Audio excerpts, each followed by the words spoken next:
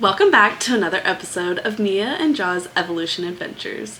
We're your hosts, Mia. And Jaw. What's wrong, Jaw? Our episode is packed full of fun adventures, and we get to learn about my favorite. Horses, yeah, I know. I just don't get why I have to be involved. You could have left me out to, edit or something. But there's no fun in that. Plus, you need to face your fears. You had to say it.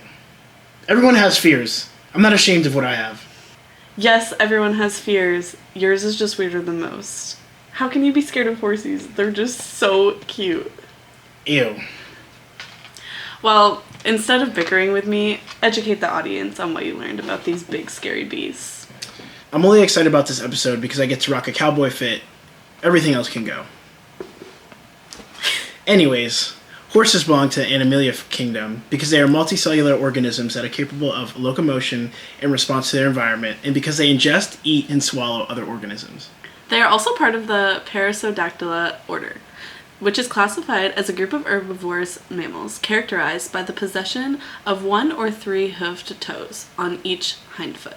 The order includes animals like horses, zebras, asses, tapirs, and rhinoceroses.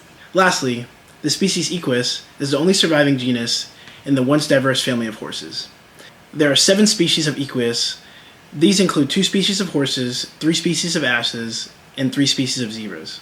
As the last surviving genus of this family, they possess some interesting morphological differences compared to their ancestors.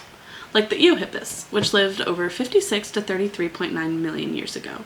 It was first found in North America.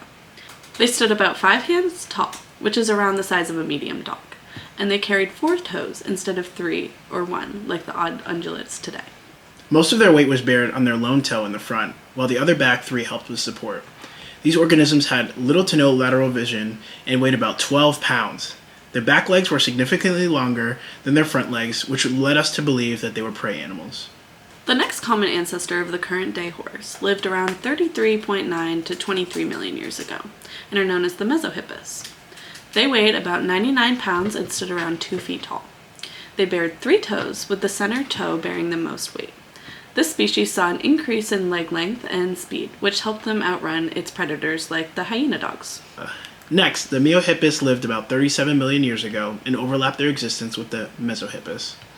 With the addition of longer legs and heavier bodies, they were the first common ancestor that began to look like the current horses today. Their ankle joint changed, and they also formed larger incisor teeth.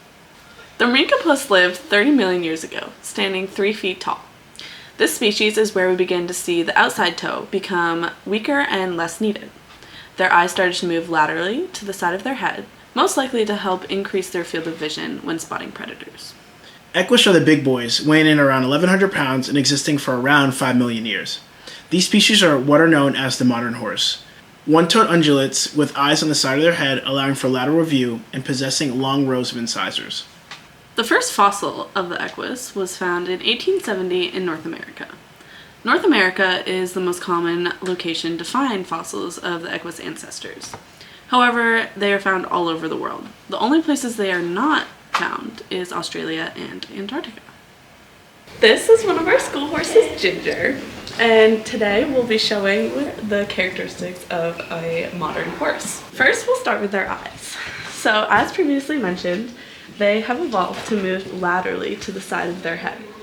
This allows them to see behind them and laterally, so they can see all the way to right here. Ooh, I'm not getting behind that thing.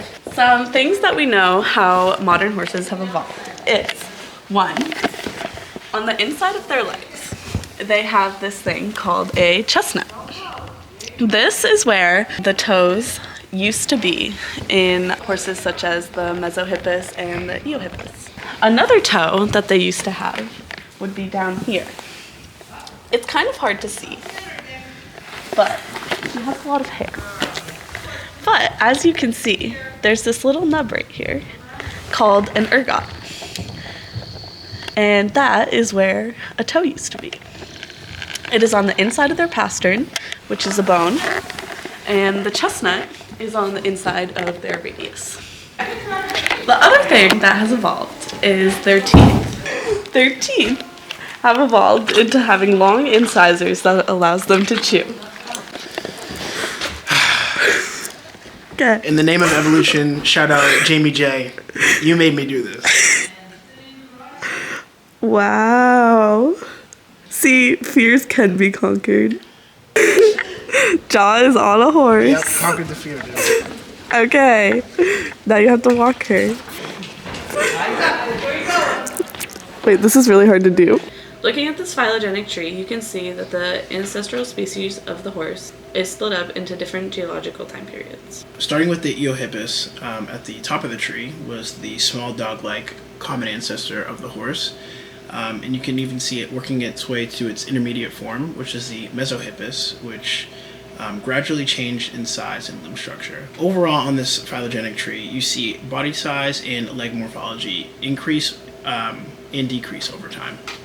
As you can see on the tree, there are branches where some lineages did not lead to the modern horse and represent extinct relatives. The Equus is the only surviving genus of this phylogenetic tree that survives today. Thank you for watching another episode of John and Mia's Evolution Adventures. Next week, we'll face Mia's fears and talk about frogs. Whoa, whoa.